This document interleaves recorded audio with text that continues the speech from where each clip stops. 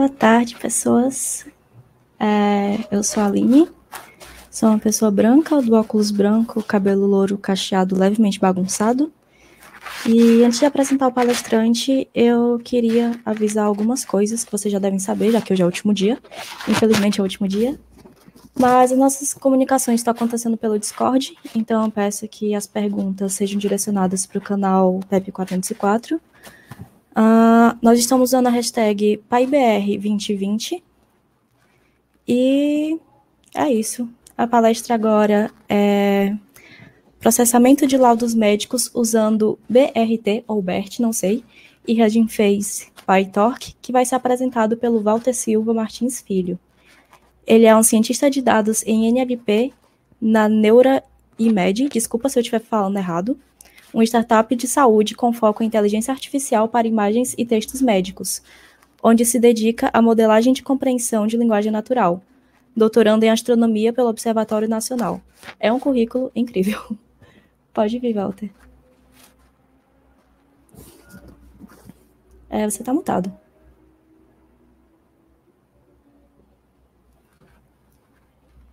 Walter, eu não sei se você consegue me ouvir, mas você está mutado. Putz. Ok, agora eu consigo? Agora está dando para ouvir. Ok. Sim, então é Neuralmed, a pronúncia, mas tá valendo. Sim, então minha palestra hoje que eu vou comentar vai ser sobre o processamento de laudos médicos. É um trabalho que eu tenho vindo realizando na Neuralmed já desde o início deste ano, quando eu entrei lá. E eu sou um homem branco, cabelo preto, tendendo a branco, graças à pós-graduação. Ele é levemente cacheado. Eu uso uma blusa branca. Eu tô com fone vermelho e preto. Então, a minha apresentação, para quem quiser contato comigo, eu vou repetir alguns dos links, mas esse é o meu pessoal. O e-mail e o Twitter e o LinkedIn estão aí na frente, é o Walter da WSMF. Então, vou falar um pouco sobre o que eu venho a trabalhar aqui na Neuramed. Deixa eu ver. E só comentando inicialmente o que nós somos uma IA que é focada propriamente em saúde. Nós nascemos de uma empresa, somos quase um spin-off de uma empresa que trata de processos médicos propriamente dito, então a gente já tem essa natureza de ter começado em um grupo médico.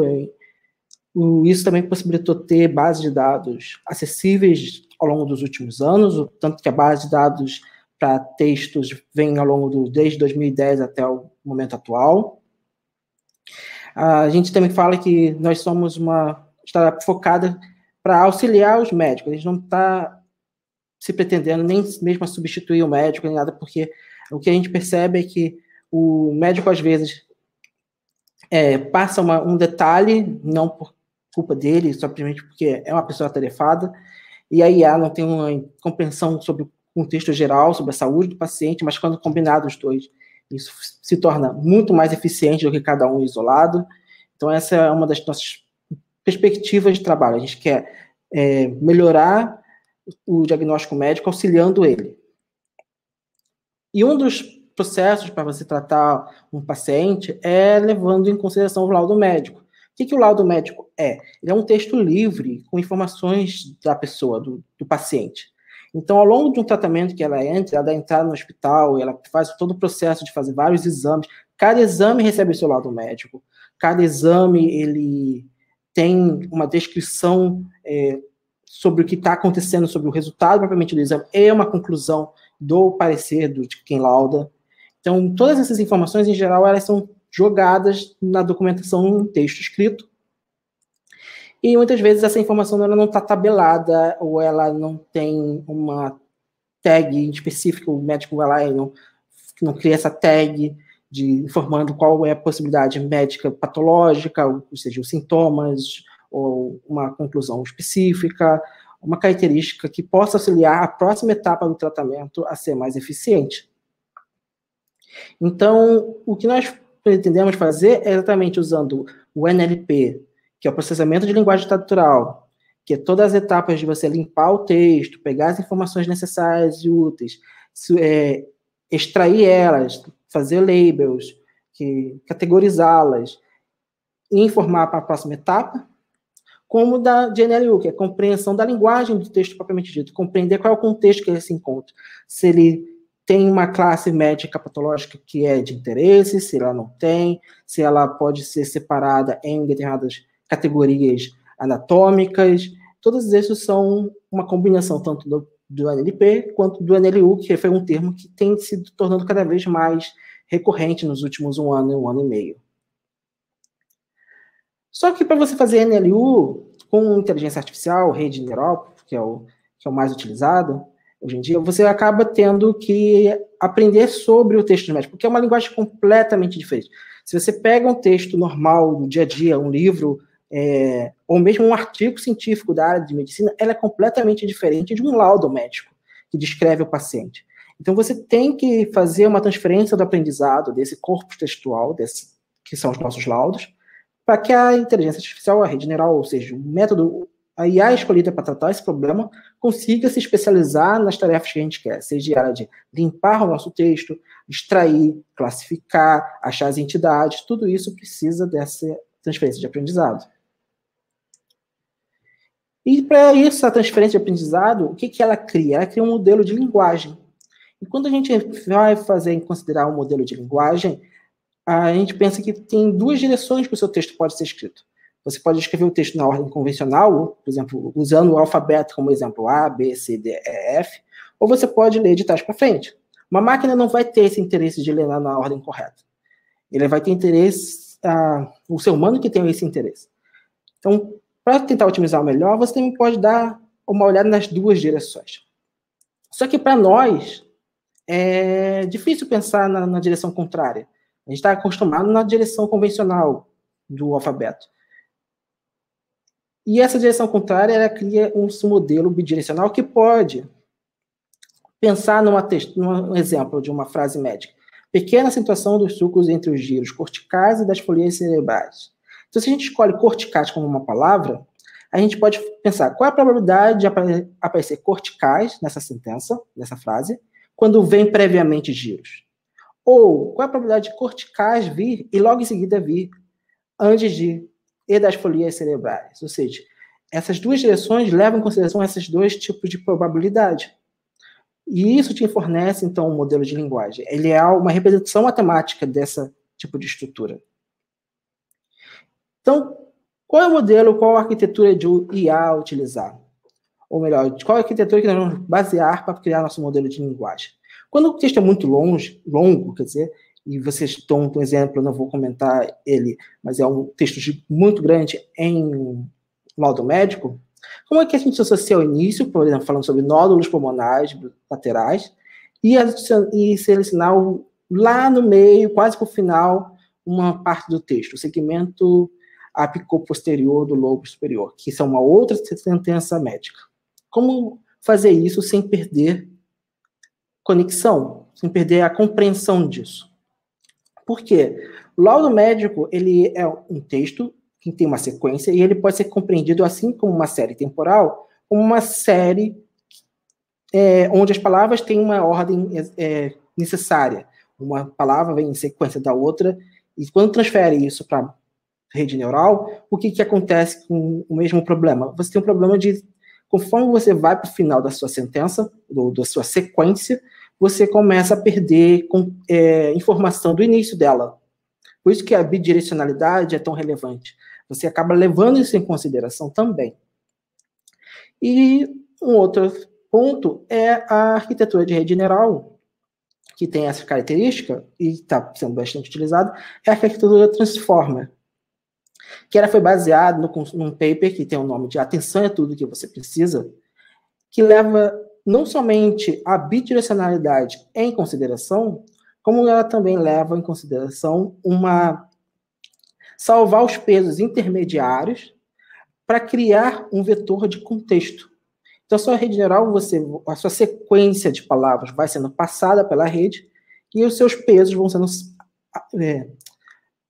seus pesos intermediários vão sendo salvos de tal forma que você pode salvar, usar eles para contextualizar no final. Essas são as camadas consideradas de atenção. Ou seja, o peso em cada palavra que você leva de forma intermediária. Então, a Neuromed usou essas ideias para poder tratar não somente laudos em sua ideia básica, que seria, o paciente é normal e anormal, quer dizer, o laudo tem alguma gravidade sendo descrita, ele apresenta alguma discrepância médica, como severidades médicas, ou seja, patologias de uma doença, ou conceitos patológicos, conceitos de determinada doença. Por exemplo, pneumonia, você acaba tendo opacidade pulmonar, que é algo que você pode ser associado.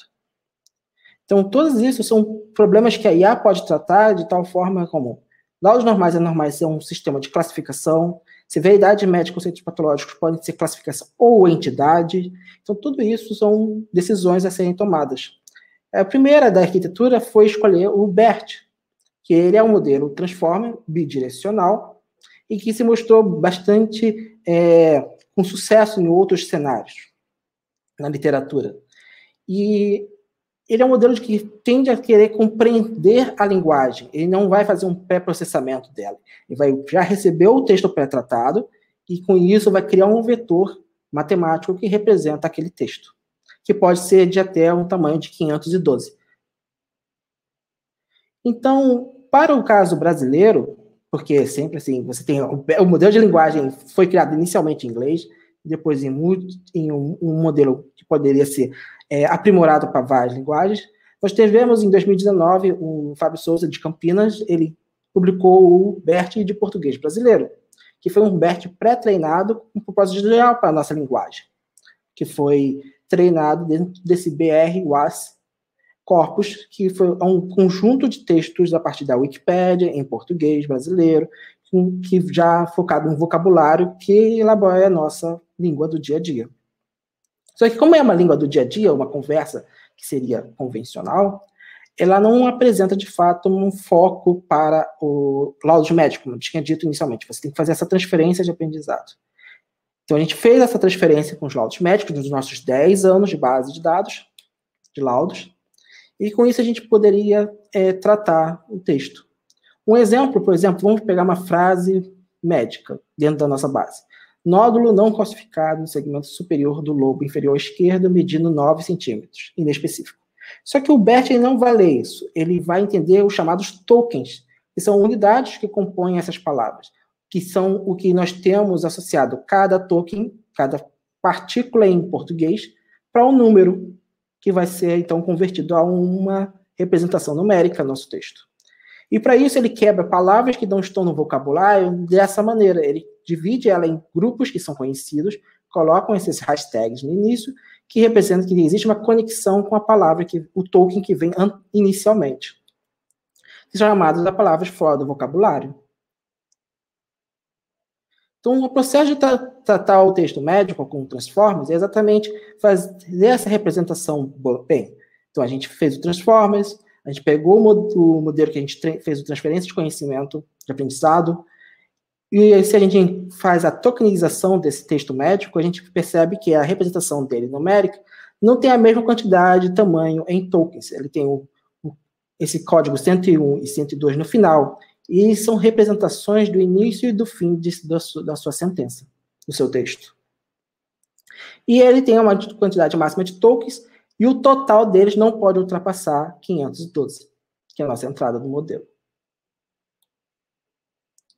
O próximo passo, por exemplo, é se você quiser fazer isso não com um texto médico somente, mas com vários, fazer em batch, em grupos deles. Então, se a gente seleciona, por exemplo, 1000 deles em grupos, a gente pode especificar uma máxima comprimento, uma máxima quantidade de tokens, por exemplo, 128, e a gente coloca pad igual true.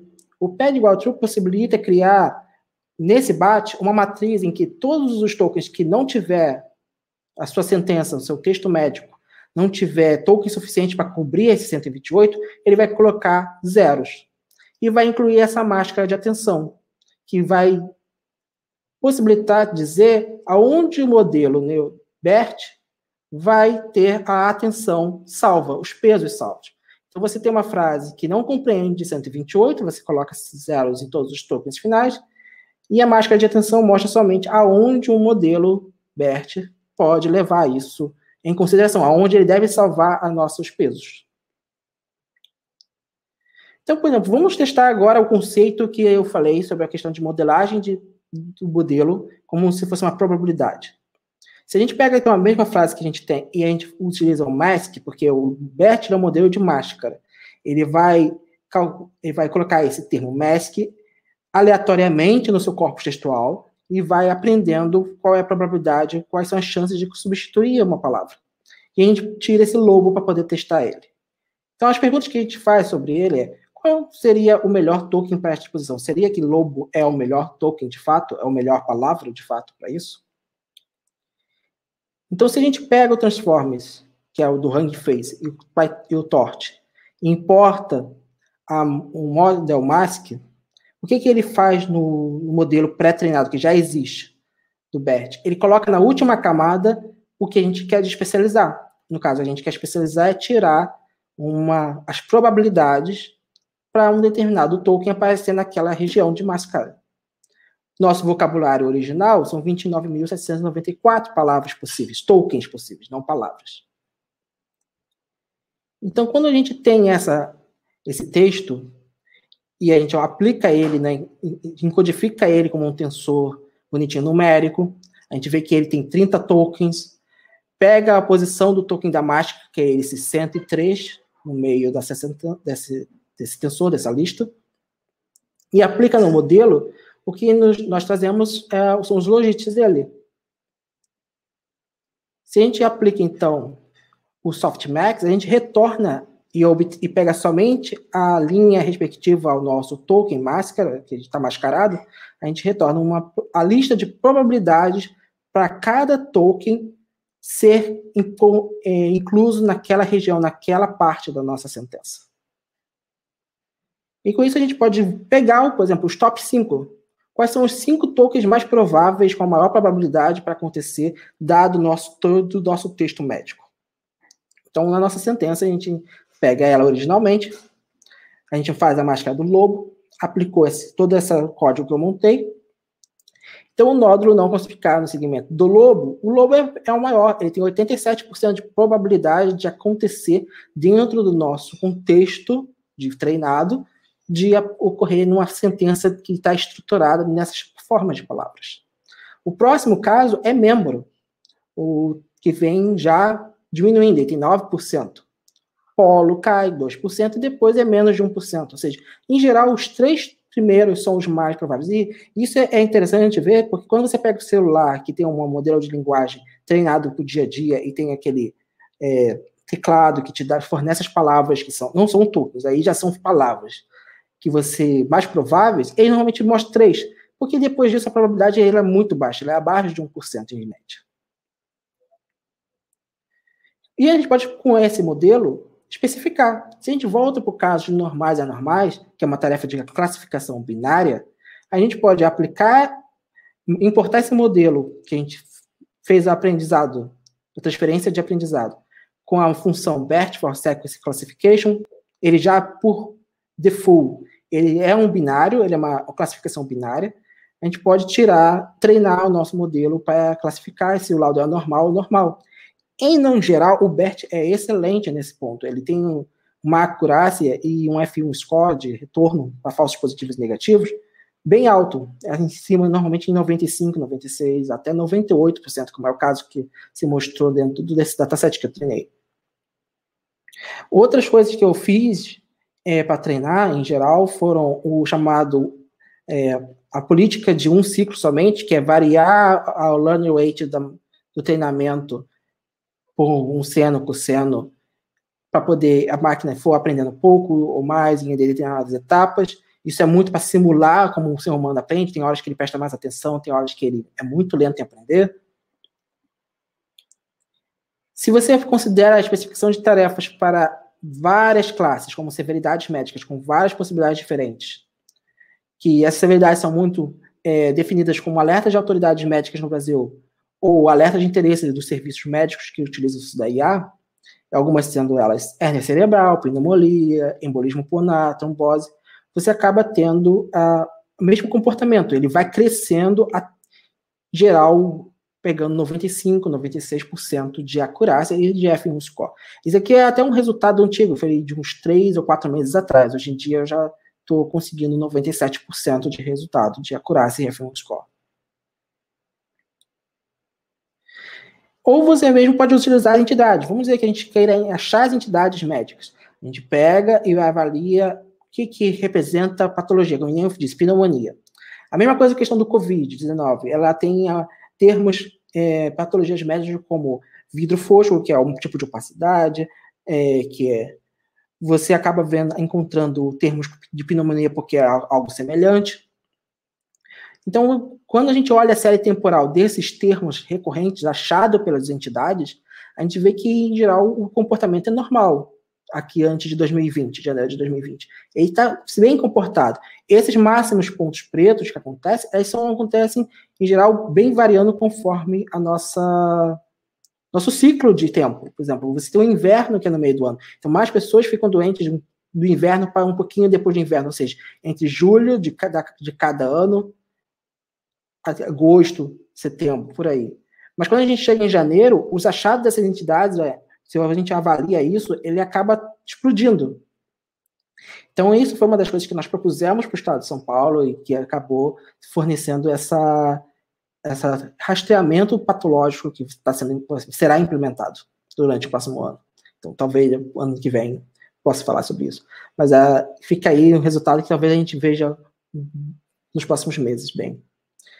E é isso que eu gostaria de comentar com vocês, um pouco sobre o código, sobre o que a gente tem feito, sobre o modelo. Se vocês quiserem saber mais, tem o QR Code aí, ele direciona para o site da Neuromed e tem o nosso Twitter que pode conversar comigo, pode mandar e-mail para mim, para todo mundo da equipe, a gente sempre responde a alunos que também de ensino médio, graduação que estejam interessados, e a conversa é bem aberta.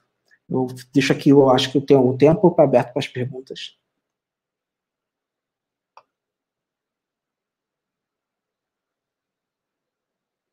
Deixa eu ver.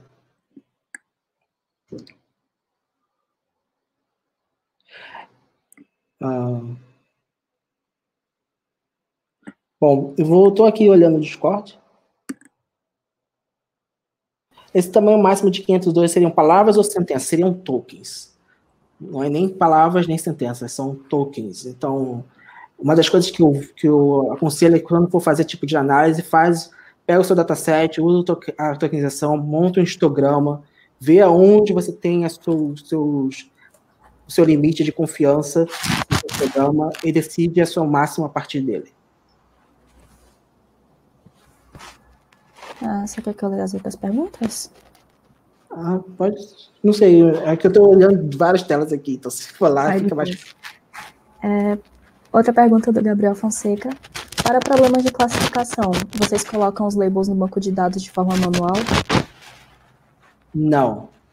Problema de classificação, quer dizer, parcialmente sim, parcialmente não. Alguns resultados já vêm com label, e grande parte da questão de severidade, a gente tem uma equipe médica que faz os nossos labels, que senta, avalia sentenças, lista, coloca isso. E daí ele permite que a gente possa treinar o classificador. Em geral, ele tem se mostrado muito bom, o BERT, quando você tem... Porque o modelo de linguagem médica, em geral, ele não é tão louco como um texto médico histórico ou mesmo científico mais genérico. Ele é bem padrão. O médico ele tende a ser bem padrão, bem objetivo. Então, por mais que a gente tenha fazer o label manual do médico, olhando uma sentença e marcando qual é a classe que ele tem, ele pega muito bem o resultado sobre isso. Okay. Outra pergunta foi, eu não entendi muito bem o caso do BERT original ter sido treinado para outro contexto. Não há problema ao aplicá-lo no contexto de laudos médicos? Ou o modelo se adapta? Há problema de se aplicar, o modelo não se adapta. O que você tem é que, como eu comentei, o texto do laudo médico ou, por exemplo, o texto judiciário de leis, que eu já tinha visto um pessoal comentando sobre usar isso, o econômico, cada um tem o seu próprio vocabulário particular da área.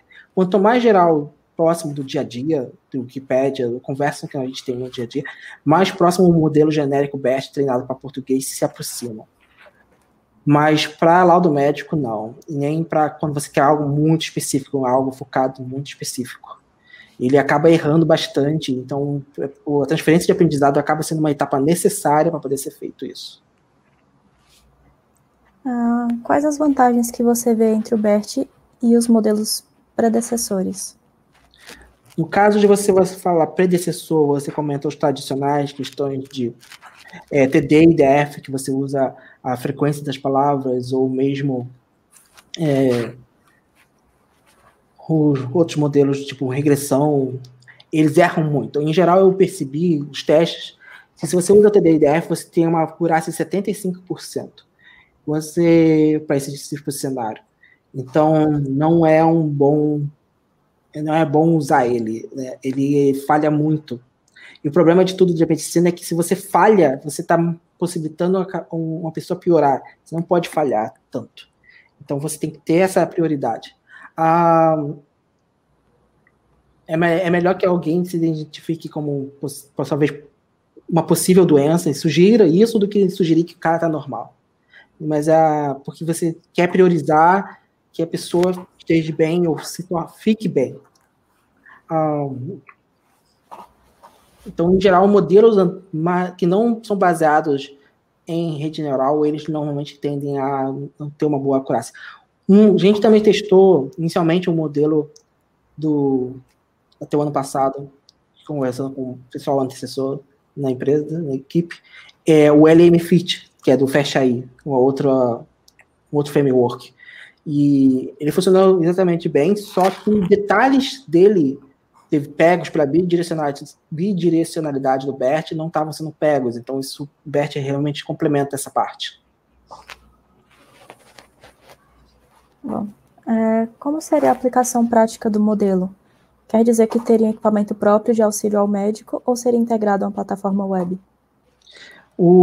Atualmente a gente faz o modelo por sistema de API, então ele é um sistema por uma comunicação, a gente conversa com o pessoal da TI, desde do hospital, da clínica que vai utilizar, e com isso a gente integra nossas ferramentas que estão em serviços, ou servidores locais, no nosso próprio escritório em São Paulo, ou serviços que estão hospedados no Google, na GCP ou na Amazon. E dessa de forma integrada. Existe dashboards do tipo web, como é o caso de, se você entrar no site da empresa, tem o Arpia, o Manuel, então são ferramentas web para poder auxiliar tanto a triagem quanto visualizar documentos, laudos médicos. Aí sim é uma outra ferramenta que aí tem um link que está hospedado ou no servidor da empresa ou na nuvem e alguém pode acessar com login e senha. Acho que tem mais uma. Vocês têm parcerias com médicos que facilitem o acesso a laudos para treinarem o modelo? Porque vejo que existe sempre uma dificuldade ao tratar dados com médicos. Dados médicos, desculpa. A gente tem parceria com médicos. Exato, um dos nossos cofundadores é um médico que fez doutorado em inteligência artificial, em processamento de laudos médicos de forma automatizada e análise de IA. Então, a gente já nasceu com uma conexão com os médicos muito grande, e isso possibilitou bastante a questão de não somente classificar os laudos, como classificar imagens, que é uma outra das nossas abordagens dentro da nossa empresa. Bom, as perguntas que apareceram foram essas. Então, mais uma vez, muito obrigada pela palestra. Obrigadão desculpe. Não, de boa. Eu, particularmente, acho que esses conteúdos médicos são super legais, porque, assim, querendo ou não, se você consegue antecipar um diagnóstico, você pode salvar a vida de alguém mais rápido. Isso eu acho absurdamente incrível. Agora, só mais umas informações. Depois do intervalo, ainda tem mais uma palestra, e depois da última vai ter keynote às 6h30, hoje é mais cedo. E amanhã vai ter a Assembleia das Pellets Brasil. Será às 5 horas, depois dos tutoriais e sprints na mesa PyLadies no Discord da Python Brasil. A Assembleia é um momento muito importante para confraternizar, conversar sobre as nossas comunidades locais, trocar e amadurecer ideias para os próximos passos da comunidade. É para todas as pessoas que se identifiquem com o gênero feminino.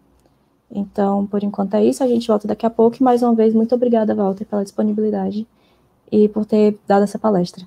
Muito obrigado, eu estava já muito afim de interagir com o pessoal da Python Brasil já tem uns anos, então surgiu essa possibilidade nesse ano, eu espero continuar aí com vocês. Valeu. Tchau. Tchau, tchau.